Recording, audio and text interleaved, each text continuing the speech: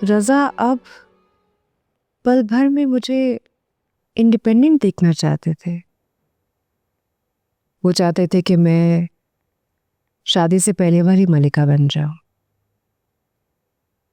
मगर मुझ पर तो वही मलिका हावी थी जो खुद उन्होंने अपने हाथों से तख्लीक की थी।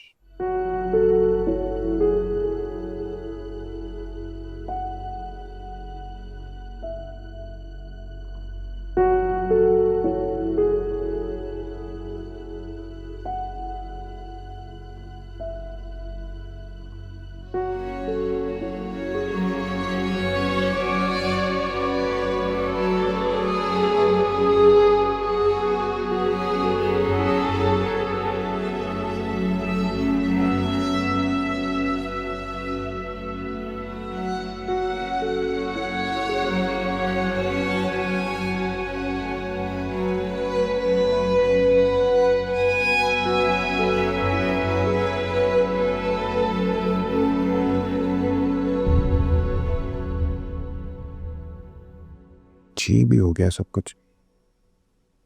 रज़ा भाई की हालत देखी मैंने आज, मैं तो बर्दाश्त ही नहीं हो रहा रामस। बेटा मैं और तुम तो सोच के काम जाते हैं, जरा देखो कि जिसके ऊपर बीत रही है उसका क्या हाल होगा। मैं कहता हूं जब तक तुम यहां हो हर दूसरे दिन वहां चक्कर लगा लिया करो, मलका को तसल्ली रहेगी। हाँ फिक्र नहीं करें तो मैं चला जाऊंगा। अच्छा नहीं छोड़ो, ये बताओ कि कल क्या बनाऊं तुम्हारे लिए। अम्मी आप बस किचन से बाहर आ जाओ, जब से आए हूँ पर वक्त किचन में ही होती है। मुझे कुछ चाहिए होगा मैं खुद जाके बना लूँगा अपने लिए, आप थक जाती हैं। अगर मेरी थकन की इतनी फिक्र है ना तो मेरे लिए बहू ले आओ। वैसे मैंने एक दो लड़कियां देखी हैं तुम्हारे लिए। क्या हो गया तुम्हें? कामिल, मैं अपने बेटे से बात कर रही हूँ।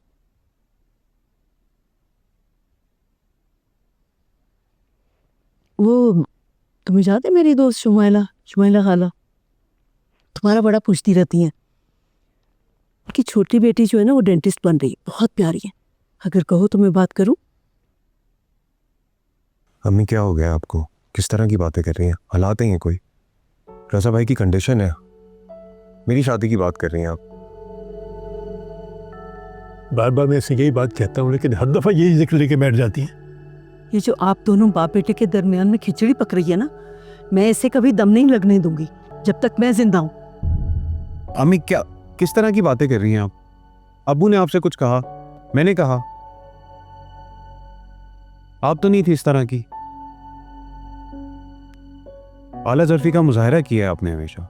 ये बात अच्छी लगी कि फुप्पू को जान के कि वो अपनी बेटी की किस्मत को रो रही है और मैं यहाँ बैठ के सहरा बांधूं। तो क्या तुम मलिका के बेवा होने का इंतजार करोगे? फरजाना बस बहुत हो गया। बस मेरे साथ भी बहुत हो गया। आप लोगों ने मुझे पागल बना दिया है। बैठे हैं आप दोनों बाप बेटा। अम्मी